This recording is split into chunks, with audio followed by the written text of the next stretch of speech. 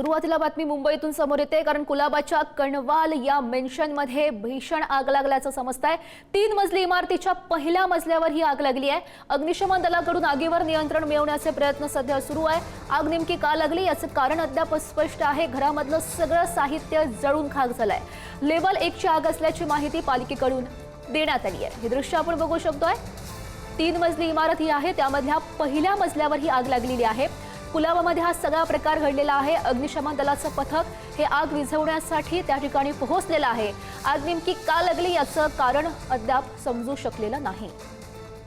नेमकी काय परिस्थिती आहे त्या ठिकाणी जाणून घेऊयात। आमचे प्रतिनिधी पद्मेश पवार आपल्या सोबत आहेत। पद्मेश, काय सध्याची परिस्थिती तिथली?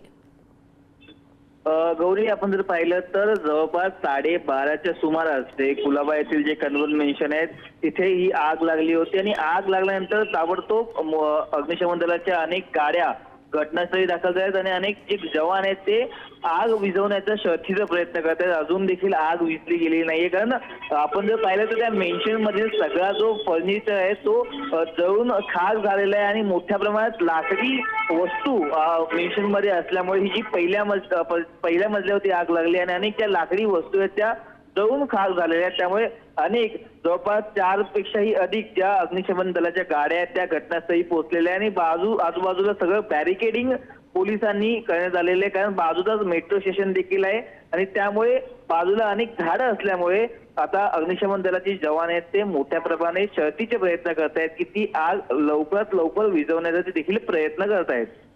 नक्कीच पद्मेश, आग लागण्याचं नेमकं कारण समजू शकलेलं आहे का आणि आतमध्ये कोणी नागरिकही होते का, त्याची माहिती मिळते का?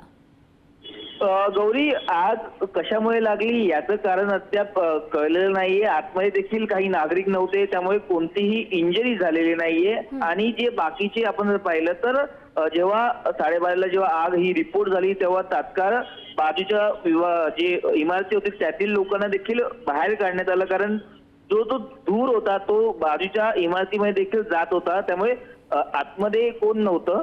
त्यामुळे आता जे जवान आहेत ते आता हळूहळू आग जे विझवण्याचे देखील काम करत आहेत। नक्कीच पद्मेश, या सगळ्या घडामोडींवर असंच लक्ष ठेवून राहा। तुर्तास धन्यवाद दिलेल्या सगळ्या सविस्तर माहितीसाठी।